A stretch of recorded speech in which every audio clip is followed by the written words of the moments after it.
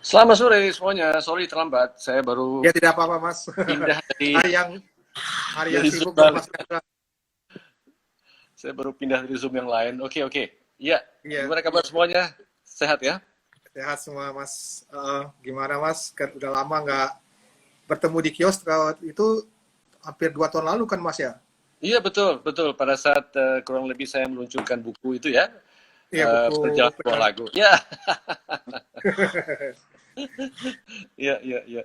Ada Mas Panji juga saat itu datang kalau nggak salah ya. Iya, ada Panji, ada Dimas ya, kalau nggak salah ya waktu itu ya. Ada Dimas ya waktu di moderatornya Dimas Aryo. Betul, betul. Wah, Ya, Ojo Kios makin ini ya, makin rame ya. ya alhamdulillah Mas. Walaupun sekarang kan kita sekarang tutup ini. Jadi semua acara kita alihkan ke website. Oh, Ke live IG.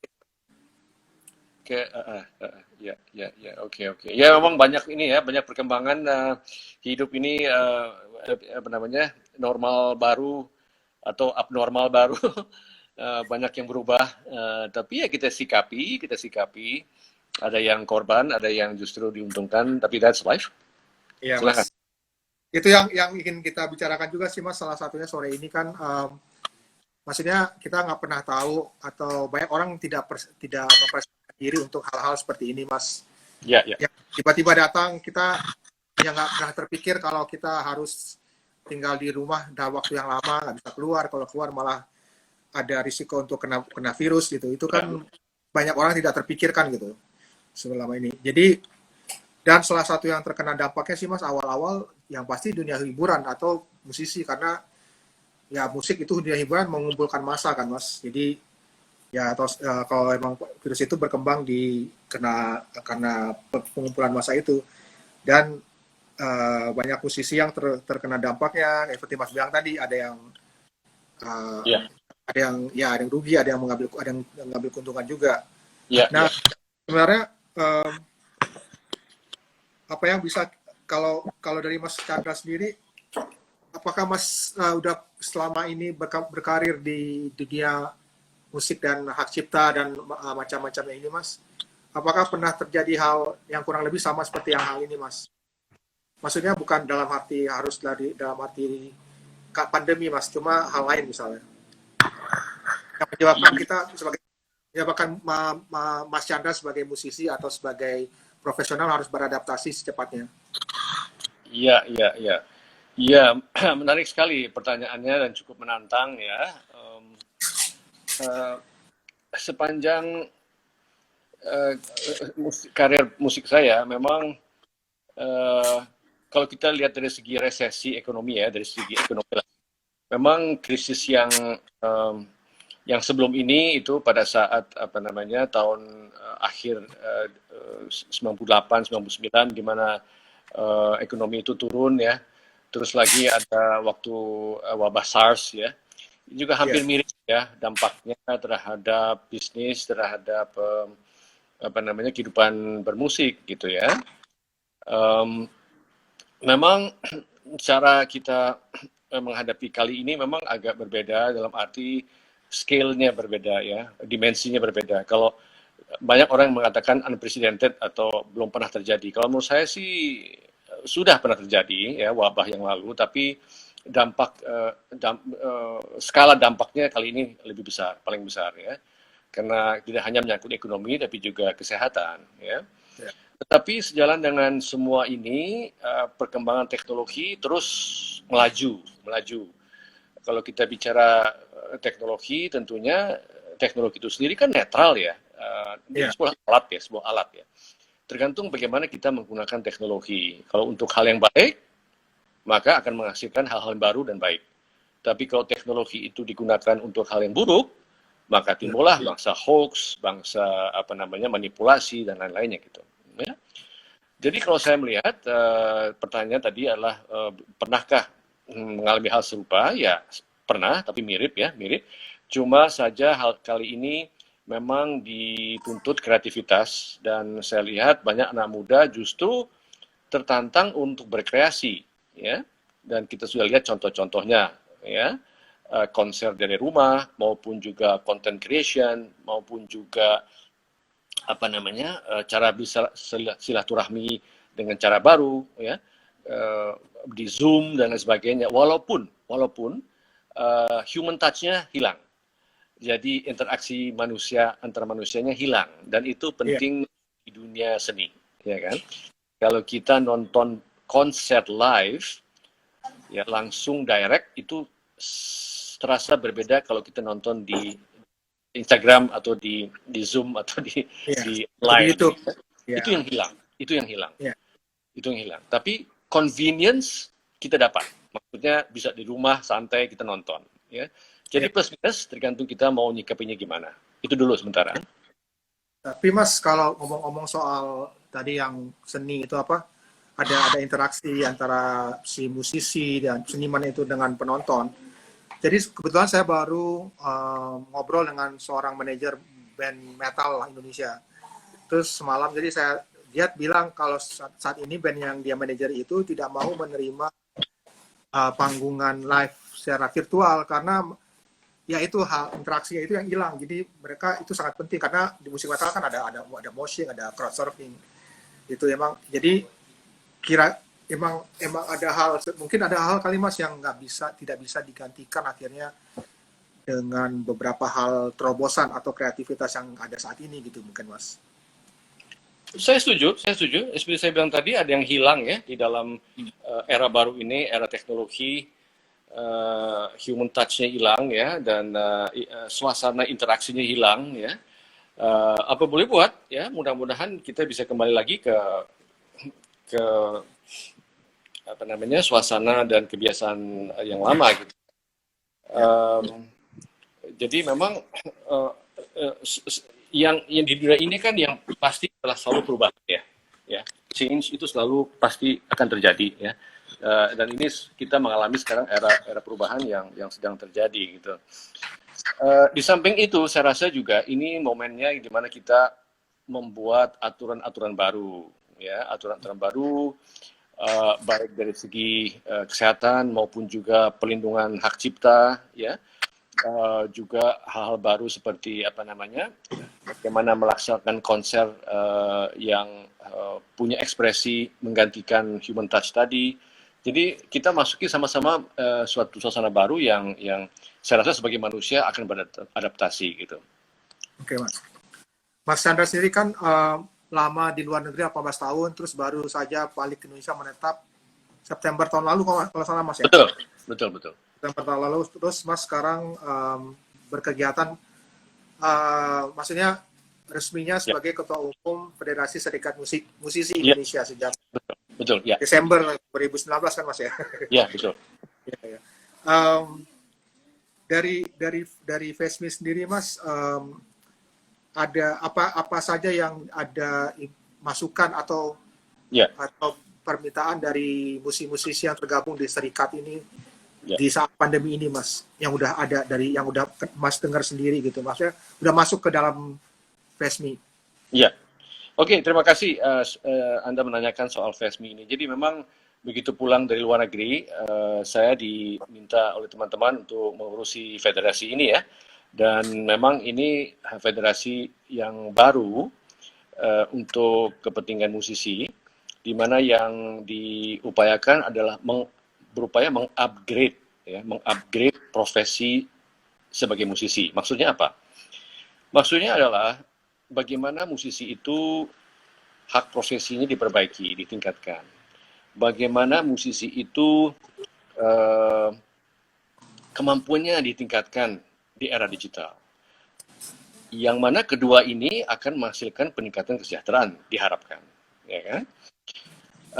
Memang fokus utamanya serikat ini sebenarnya ada 4 ya. Pertama adalah advokasi kalau haknya dilanggar, kemudian pemberdayaan, kemudian juga apa namanya selain BPJS dan juga pelatihan-pelatihan ya. Nah, tapi begitu masuk bulan Maret, bulan April, program-program ini kita kesampingkan dan bukan terpaksa, kemudian kita alihkan ke bantuan sosial, bantuan langsung tunai, ataupun mencari pihak-pihak yang memberikan sembako kepada musisi. Ya. Jadi program utamanya kita kesampingkan dulu karena fokus kita adalah membuat penyaluran dari bantuan yang dari masyarakat itu. Ya.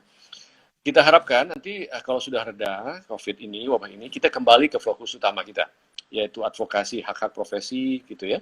Tujuannya lagi, yaitu mengupgrade profesi musisi di Indonesia. Karena selama ini musisi itu berjuang sendiri, ya. Dan kalau berjuang sendiri itu susah untuk mencapai, apakah itu perhatian pemerintah atau regulasi dan lain sebagainya. Makanya kita harus bersatu untuk merumuskan apa yang dibutuhkan. Kalau di lapangan, macam-macam kebutuhan mereka. Misalnya musik jalanan. Mereka membutuhkan tempat yang lebih banyak agar mereka diperbolehkan mengamen, misalnya.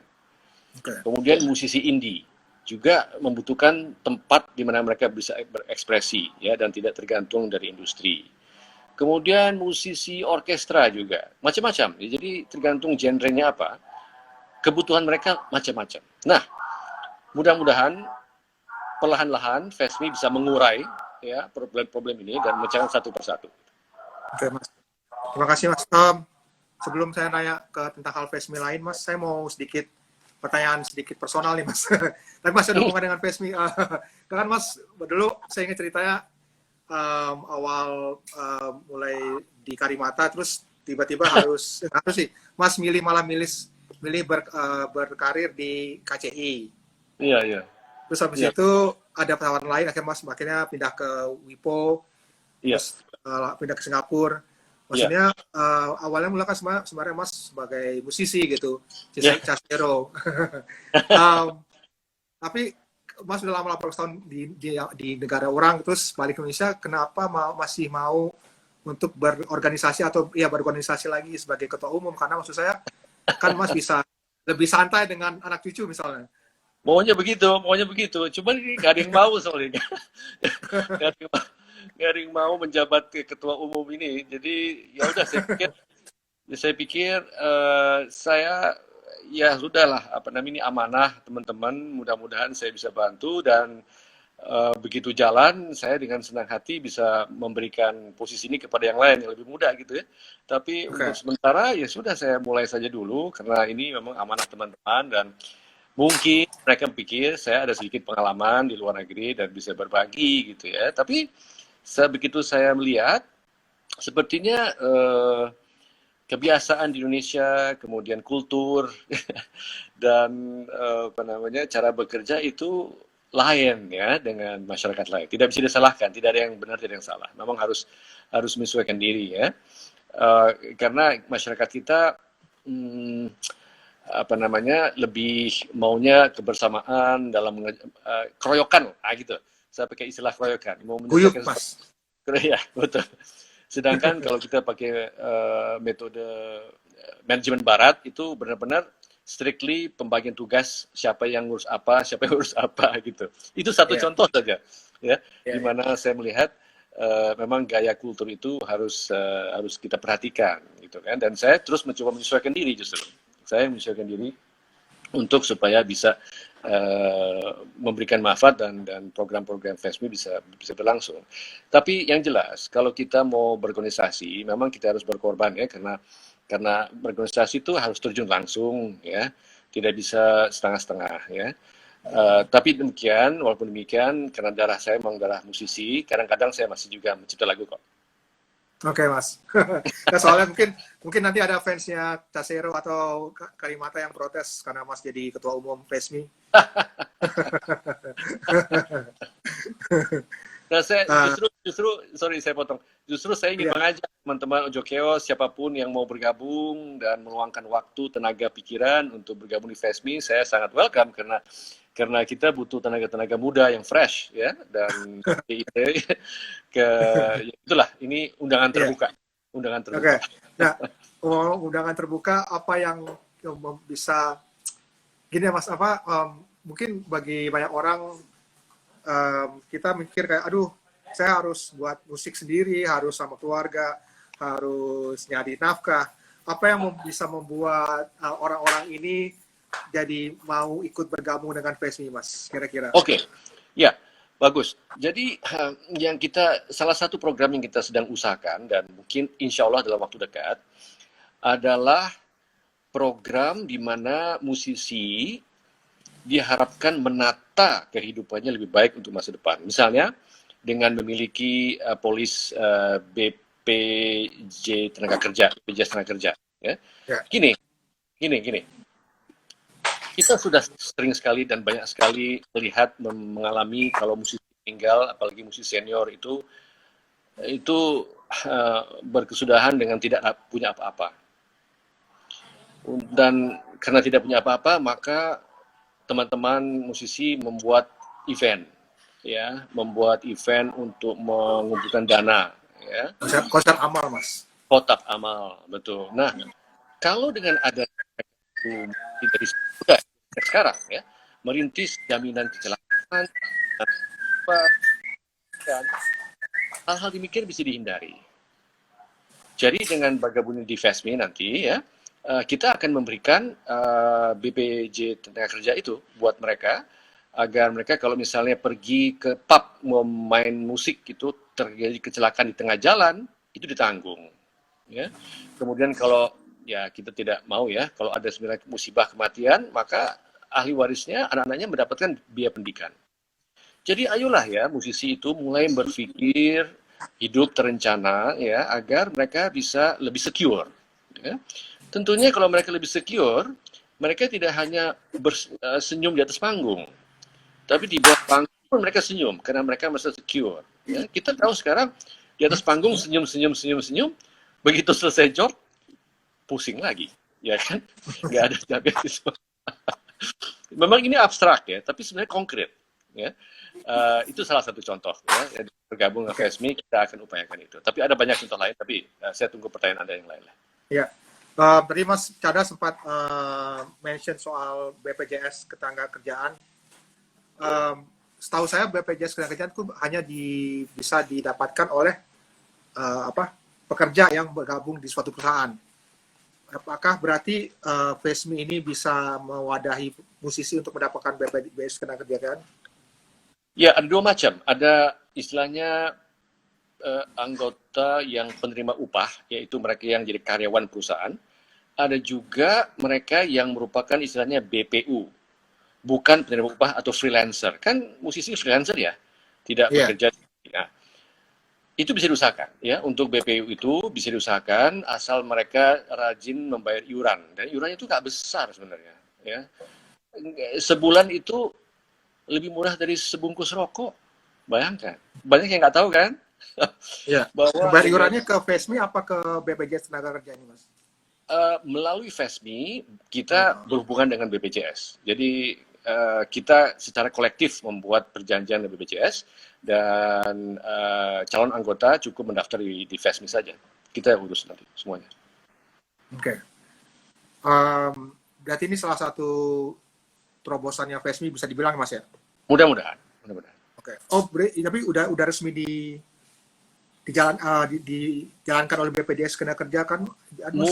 Mudah-mudahan dalam awal bulan Juli, karena memang persiapan negosiasinya harus kita laksanakan dengan baik, dan tentunya setelah kita tanda tangan bulan Juli ini, mudah-mudahan awal Juli, maka kita akan melakukan kampanye gitu kan, mengajak musisi ya, terutama yang muda-muda untuk mulai menyisihkan iuran per bulannya sekitar 50.000 ya, 50.000 per bulan untuk mendapatkan jaminan kecelakaan, kematian, dan hari tua.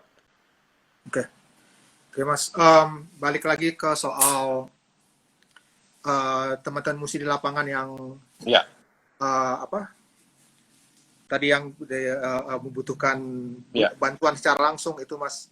Maksudnya tadi Mas bilang 4 program utama FESMI itu ditangguhkan dulu untuk karena masa pandemi ini kan. Apa saja yang udah dilakukan sama FESMI selama ini, Mas, untuk membantu secara langsung para musisi yang terkena dampak pandemi COVID-19 ini, Mas? Iya. Yang pertama adalah pada bulan April kemarin ya, pertama-tama kita mengetuk hati sesama kita.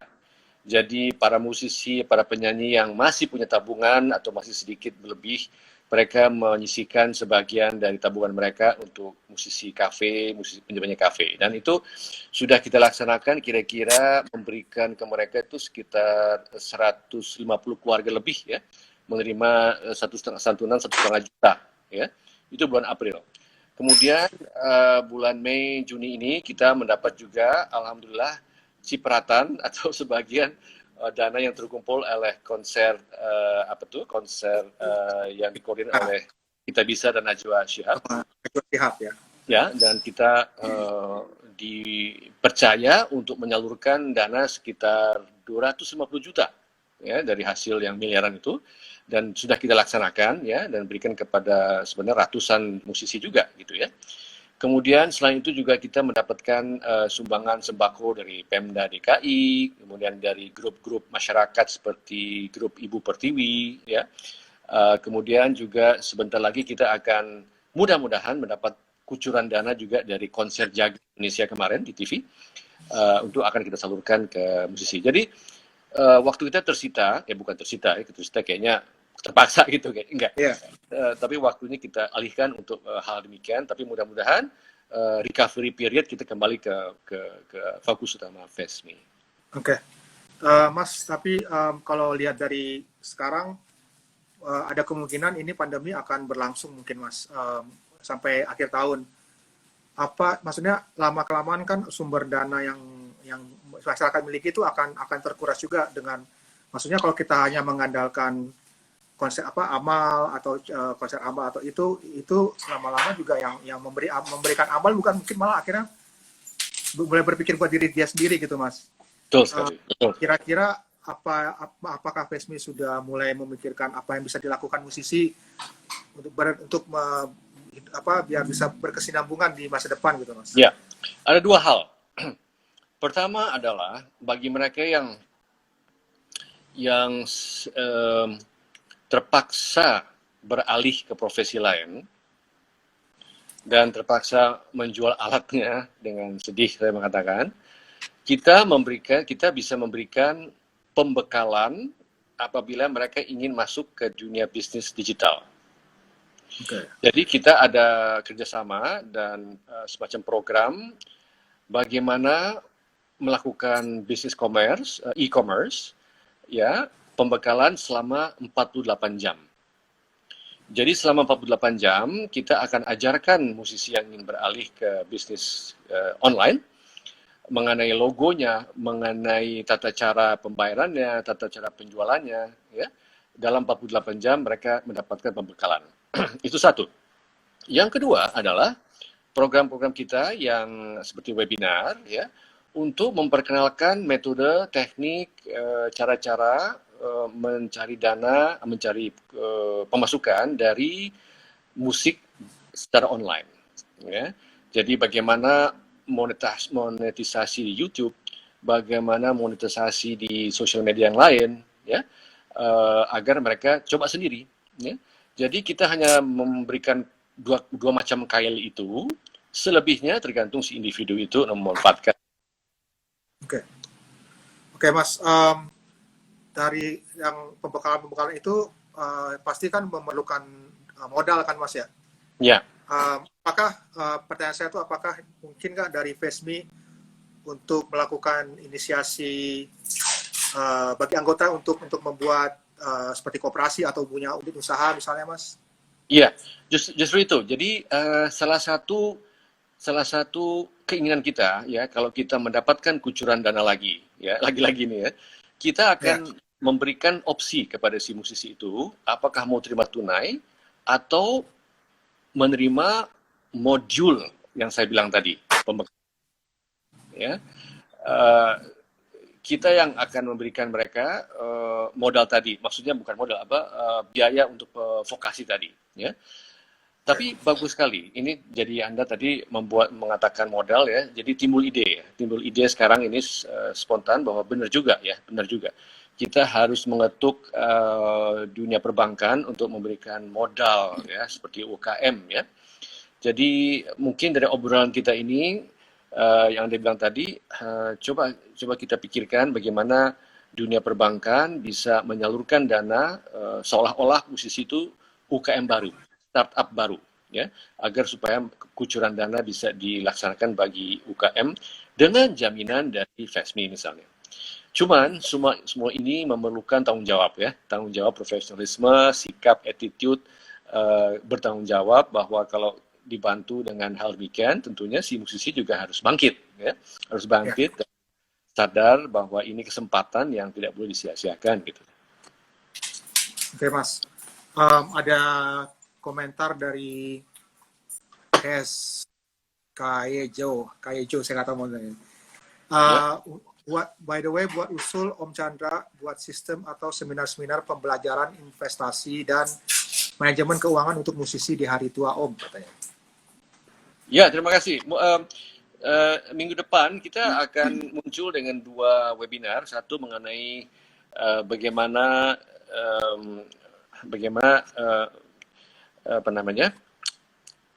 urusan izin untuk membuat cover version, ya, di YouTube. Itu satu. Yang kedua adalah webinar tentang royalti musik. Ya. Tadi usul-usulannya, topik-topiknya bagus sekali. Bagaimana mengelola keuangan, ya. Saya catat, nanti kita cari dulu ahlinya, karena ini merupakan materi yang khusus, kita harus ajak narasumber yang pas gitu, bagaimana mengelola keuangan gitu. Terima kasih atas saran-sarannya. Mas Chandra, di FESMI ada berapa total anggota pengurusnya, Mas? Pengurusnya ada 11 ya. Saya ketuanya, kemudian wakil ketua. Jadi pengurusnya itu gabungan dari yang katakanlah yang umurnya sudah lanjut dengan umurnya milenial. Yeah. Jadi seperti Febri Hi-Fi, seperti Alsa, drummernya orkes Erwin Gutawa, itu mereka juga pengurus. Terus juga tokoh-tokoh seperti Ikang Fauzi, ya, Bayu Randu dari Music Blast, ya. Juga penasihatnya ada Nino Ran, ada Triawan Munaf, mantan kepala Backcraft. Jadi FESMI ini lintas genre, lintas gender, lintas generasi, dan lintas gagasan.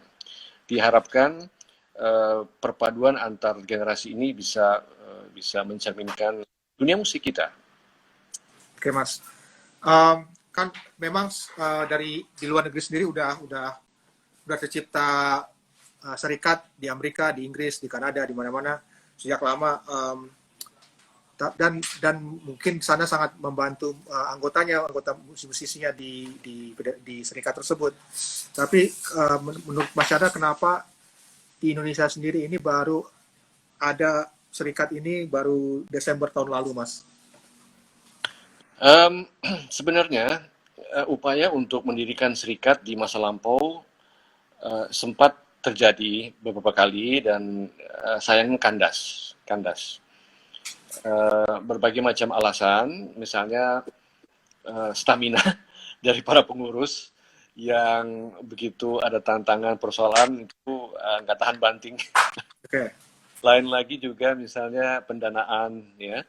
Kemudian hal lain adalah kebanyakan ide, ya, yang satu mau ini, yang satu mau itu, yang satu maunya program ini itu. Jadi nggak ada kesatuan visi, jadi tapi kita belajar dari pengalaman. Makanya kita merumuskan 4 fokus utama FESMI ini. Tapi yang lagi-lagi sementara ini kita alihkan ke soal bansos, ya. Jadi mudah-mudahan dengan belajar dari pengalaman lalu, kita harapkan kali ini bisa bergerak secara tahap demi tahap, step by step, agar supaya terus kita mencapai tujuan yang kita inginkan, yaitu mengupgrade profesi musisi Indonesia. Gitu. Oke Mas, soal ketahanan itu Mas, yang memang sih susah Mas kalau di sebuah ya organisasi atau yayasan, ketahanan untuk berorganisasi sih Mas, karena seringkali terbentur dengan asap dapur Mas. Ya. Maksud pertanyaan saya adalah, maksud yang saya mau tanyakan adalah, apakah jika ada orang yang ingin bergabung di FESMI sebagai pengurus, dia ingin mencurahkan waktu dia secara profesional, itu bagaimana caranya, dan apakah dia akan menjadi sebagai karyawan, maksudnya saya digaji atau tidak gitu. Iya, jadi ada dua level ya. Satu adalah pengurus yang pro bono, yang memberikan kontribusi pemikiran, ide, ya, dan sekali-sekali memerankan diri sebagai lobbyist maksudnya pendekatan ke pemerintah karena di pemerintah tuh banyak dana sebenarnya ya. Saya nggak bilang banyak, tapi ada dana-dana alokasi untuk dunia. Itu level pengurus. Di bawah level pengurus adalah profesional menjalankan DD sehari-hari. Kita lagi sedang mencari dana untuk agar kita bisa meng-hire profesional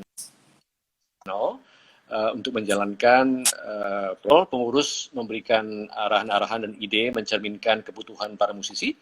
Di level lain adalah, di bawahnya adalah para professional hire yang kita harus mau tidak mau hire untuk menjalankan semua program-program tadi. Nah inilah tantangannya gitu ya.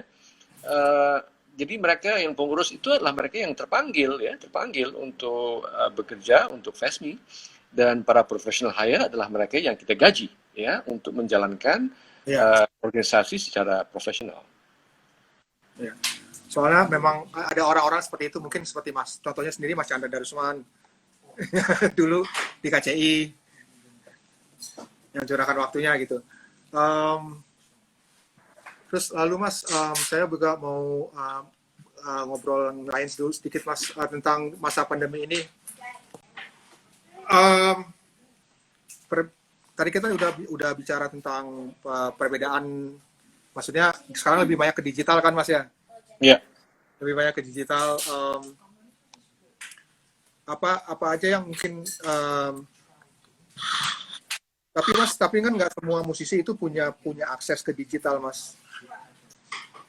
Iya. Nanti banyak mungkin musisi tradisi di pelosok Indonesia yang tidak punya akses ke internet, atau internetnya masih lambat gitu, atau sangat kurang sinyal. Itu bagaimana kita bisa menjangkau musisi tersebut atau membantu mereka Mas? Iya, betul. Dan apa yang Anda mengatakan tadi itu bukan hanya dialami oleh dunia musik ya, juga seniman lain ya untuk beralih ke digital. Kalau saya melihatnya memang COVID ini, wabah ini tuh kan semacam katalis gitu ya, yaitu katalis terhadap perpindahan kegiatan dari fisik ke digital. Kemudian dari produk dalam negeri, produk luar negeri ke produk lokal, inovasi, kreativitas, dan juga kolaborasi. Jadi katalis yang memungkinkan ketiga hal ini, digitalisasi maupun inovasi dan kolaborasi. Sekarang tinggal kita memikirkan bagaimana mewadahinya, memfasilitasinya agar mereka berupaya untuk memanfaatkan situasi. Nah, kalau sudah demikian, maka kita harus lihat ya bahwa ini adalah two-way street, maksudnya yang memfasilitasi juga harus ditanggapi oleh yang difasilitasi gitu ya. Ada satu program bagus dari Dikbud yang namanya Budaya Saya, mungkin Anda juga pernah lihat ya di YouTube ya, ada channel Budaya Saya, di mana mereka menampilkan seniman-seniman ya, para pelukis ya, para pemahat untuk berkreasi, para penari dan juga musisi untuk berkreasi di sana gitu ya. Tinggal bagaimana sponsorship bisa masuk juga agar penampilan mereka itu dihargai secara ekonomi ya. Dan saya lihat sudah mulai ada ya BUMN yang menyisihkan CSR-nya untuk kegiatan-kegiatan seperti ini ya. Jadi sekali lagi ini bukan hanya dialami oleh dunia seni tapi juga pendidikan ya. Mereka-mereka yang murid-murid yang diharuskan untuk belajar dari rumah itu kita semua belum siap kan, ya, sekolahnya belum siap, gurunya belum siap, gimana caranya menggunakan Zoom, menggunakan Instagram Live gitu ya. Jadi semua dalam proses transisi ini ya, mengadaptasi cara-cara baru. Maka marilah kita bersama-sama untuk menghadapi situasi ini dengan cara pembekalan ya dari manapun gitu. Dan Katalis juga ini sebenarnya juga bukan hanya berpengaruh ke musisinya sendiri, tapi juga ke penikmat musiknya juga, Mas. Iya. Saya kemarin sempat dikasih lihat sama teman saya tata cara menonton konser, kalau nggak salah sama Dekdikbud gitu, cara menonton konser di new normal. Jadi udah nggak bisa berdiri lagi, harus pakai kursi duduk. Menurut Mas Chandra sendiri, tanggapan Mas Chandra sendiri bagaimana tentang hal itu? Dan apakah hal itu perlu dilakukan sekarang? Maksud saya, apakah tidak lebih baik kita menunggu sampai situasi ini benar-benar pulih, Mas? Karena makin hari masih tetap ada kasus-kasus baru sih, Mas, tentang COVID-19 ini. Iya, betul sekali. Jadi memang seperti kita lihat data-data yang masuk ya, setiap hari itu nggak kurang dari 1.000 ya kasus baru. Sepertinya wabah ini belum mereda ya. Tapi sepertinya pemerintah tidak ada opsi lain untuk menjalankan pemerintah ini dengan kesehatan dan juga membuka sektor ekonomi ya.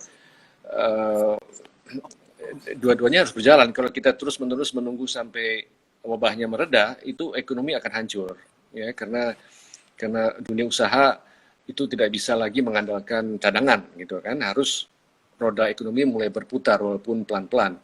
Tapi di saat bersamaan kasus-kasus tetap tinggi gitu ya. Nah, disinilah kita benar-benar harus berhati-hati ya, new protokol, new tata cara kesehatan yang harus dipatuhi secara disiplin ya, pakai masker dan lain sebagainya gitu ya. Jadi menurut hemat saya kita harus istilahnya para pakar itu berdamai dengan wabah ini. Berdamai maksudnya kita harus hati-hati menjalankan kegiatan sehari-hari, tapi tetap harus mulai menjalankan kegiatan tersebut ya. Nah, konser saya rasa belum mulai nih ya, belum mulai konser di mana pengumpulan massa itu diperbolehkan. Izin dari polisi belum keluar, dan sementara saya rasa belum keluar. Kalaupun keluar, akan ada transisi. Misalnya, seperti hal yang dilakukan oleh penerbangan ya. Kapasitas penumpang itu hanya dijual tiket hanya dijual 50% kapasitas penumpang. Karena tidak boleh duduk secara berdampingan langsung, harus ada lengkap kursi. Nah, mungkin konser akan begitu nanti ya. Kapasitas gedung yang untuk 1.000 kursi mungkin hanya diisi oleh 500 kursi, 500 orang. Karena harus lengkap gitu kursi itu. Jadi ini masa transisi yang kita nggak tahu, nggak ngerti gimana, tapi kita jalankan ya. Tentunya dengan kesadaran menjaga kebugaran, memakai masker, cuci tangan dan lain sebagainya. Ya kita sama-sama lah untuk menjalankannya. Tapi seperti kita tahu ini masih tanda tanya dan kita merangkak di dalam suatu ketidakpastian yang harus kita lalui. Ya, berarti kalau memang kayak penerbangan harus lengkap-lengkap itu berarti kan nanti akan butuh inovasi-inovasi baru lagi, Mas, karena mereka pasti pemasukannya berkurang setengah karena kan tidak bisa memenuhi kursi ya, sama kayak konser nanti gitu. Betul. Jadi gini, saya juga sebenarnya tuh seharusnya tuh kan ikut dalam satu pergerakan musikal Hai Pemuda ya, yang tadinya rencananya bulan April tapi ditunda, sekarang akan dicoba tanggal baru tanggal 28 Oktober. Kita sudah berpikir bahwa mungkin penonton yang sudah beli karcis itu dikasih opsi. Opsi pertama datang ke gedung dengan pembatasan jumlah. Opsi keduanya memilih mengikutinya secara online.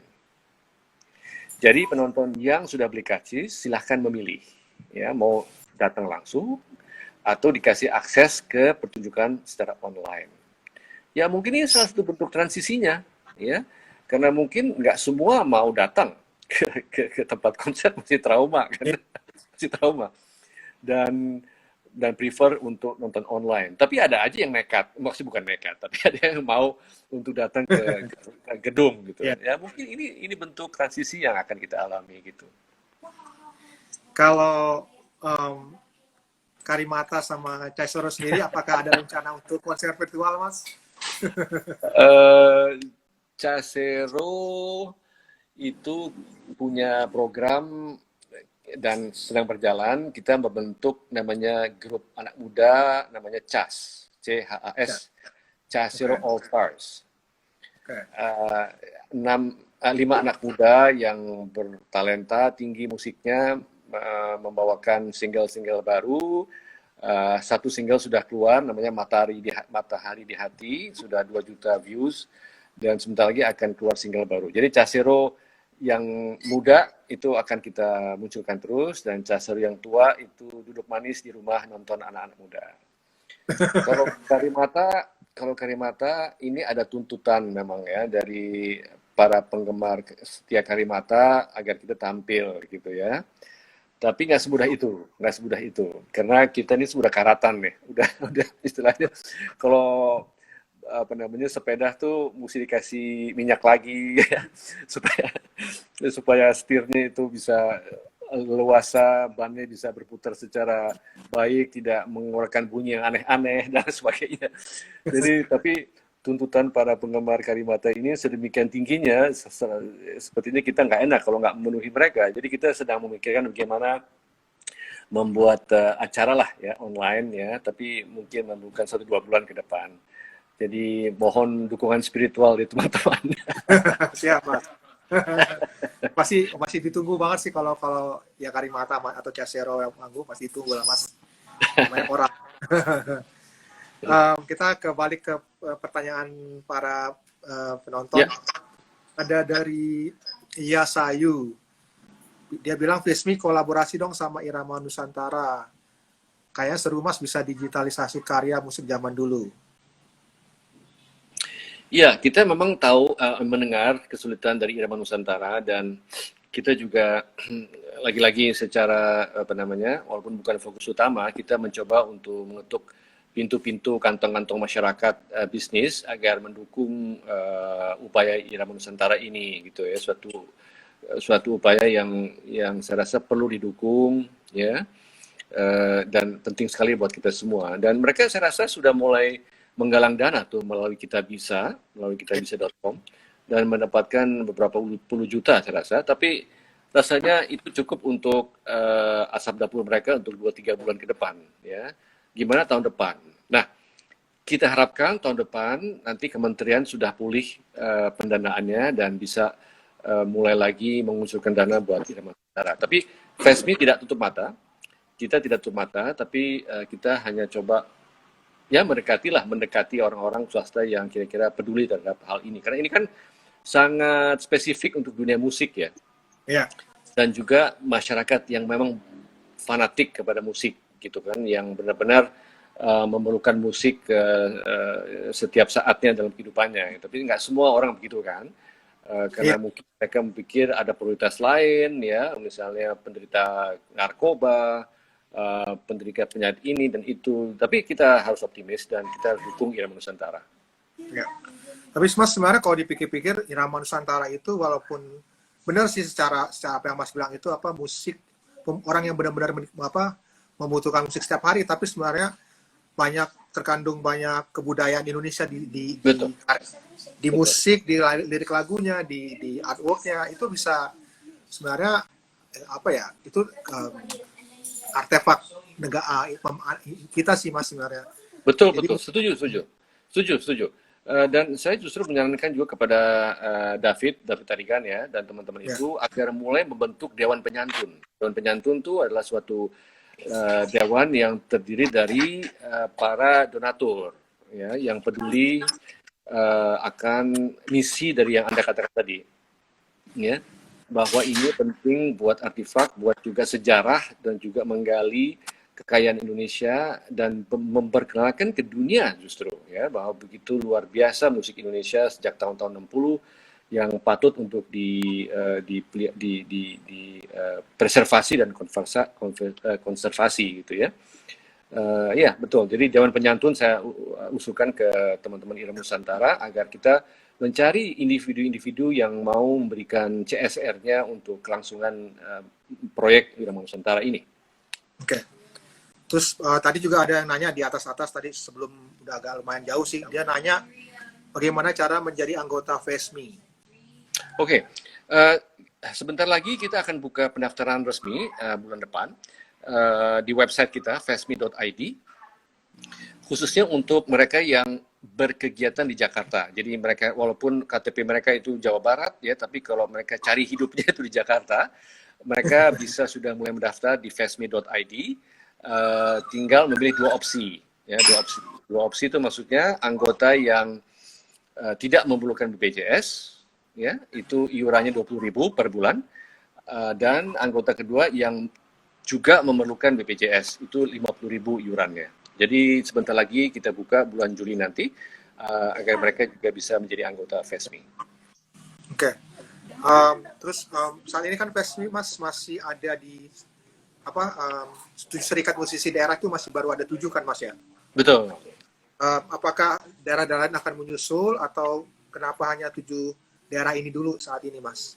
Iya, itu pun baru kita harapkan DKI yang aktif. Jadi kita akan buka buat serikat musisi DKI dulu. Betul, jadi baru 7 karena kita harapkan provinsi lainnya atau musisi di provinsi lainnya itu bangkit ya, membentuk serikat di daerah masing-masing. Jadi ini bukan top down ya, ini bukan top down di mana FESMI mendirikan serikat di Sulawesi Selatan misalnya. Harus ada inisiatif dari musisi Sulawesi Selatan untuk membentuk serikat mereka di sana. Kemudian bergabung dengan FESMI sebagai suatu federasi. Dengan demikian, sepertinya kalau tumbuh dari grassroots, itu motivasinya akan lebih besar dan lebih jernih untuk berupaya mengupayakan hak profesi. Jadi kita FESMI itu bukan seperti organisasi yang membuka cabang di mana-mana, enggak. Justru inisiatif daerah yang bergabung dengan FESMI.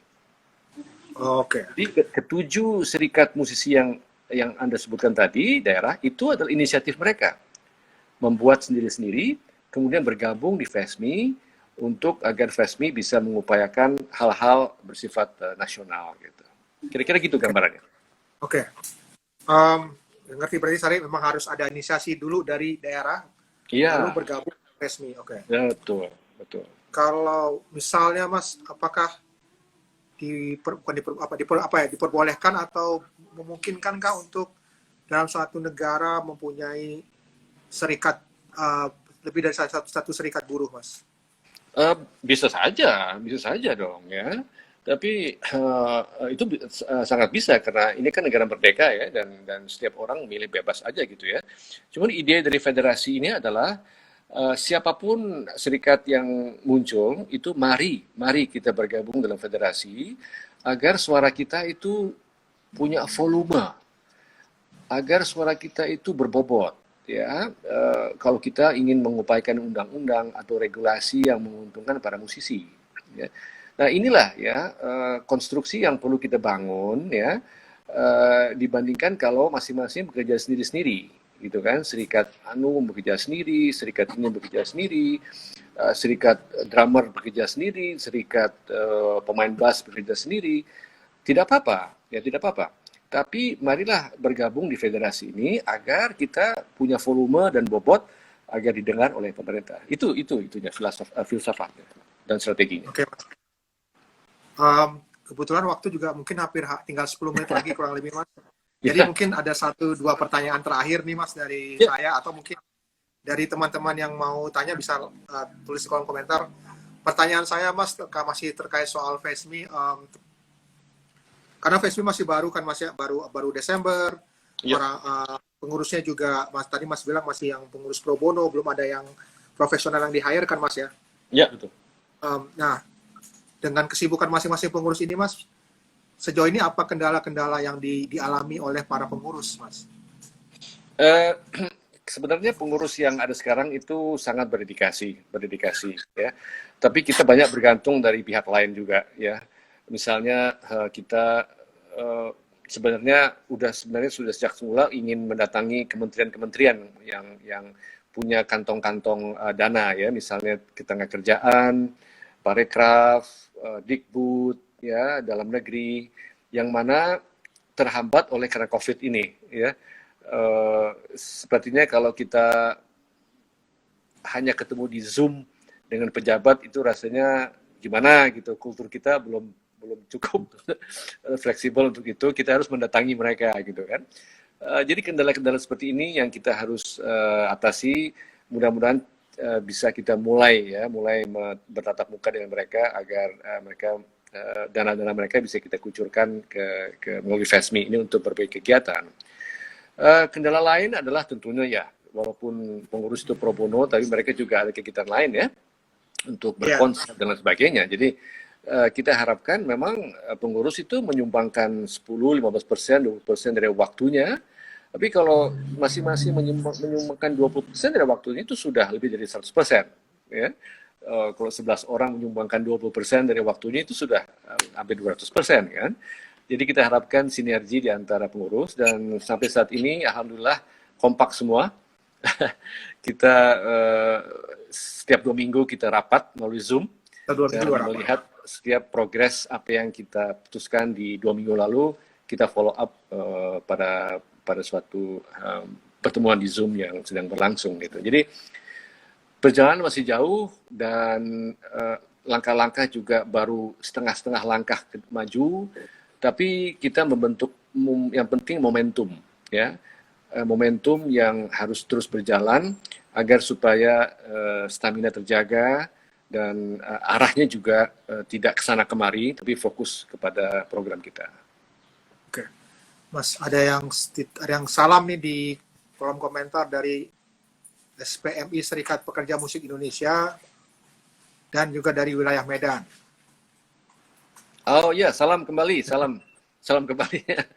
Dan saya mengajak Serikat Pekerja Musik Indonesia untuk bergabung ya di federasi kita, untuk bersama-sama kita mengupayakan regulasi atau hal yang merupakan kepentingan bersama. Tentunya gitu ya, kita welcome sekali.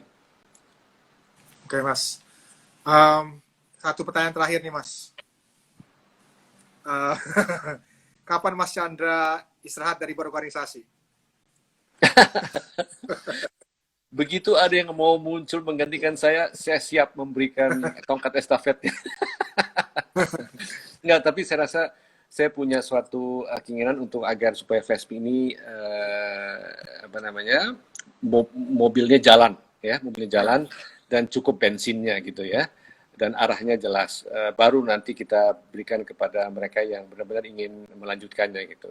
Tapi tahap pertama kita coba dulu deh ya, dengan 11 pengurus ini meletakkan dasar-dasar yang bisa sustainable ya, agar momentumnya bisa berjalan gitu.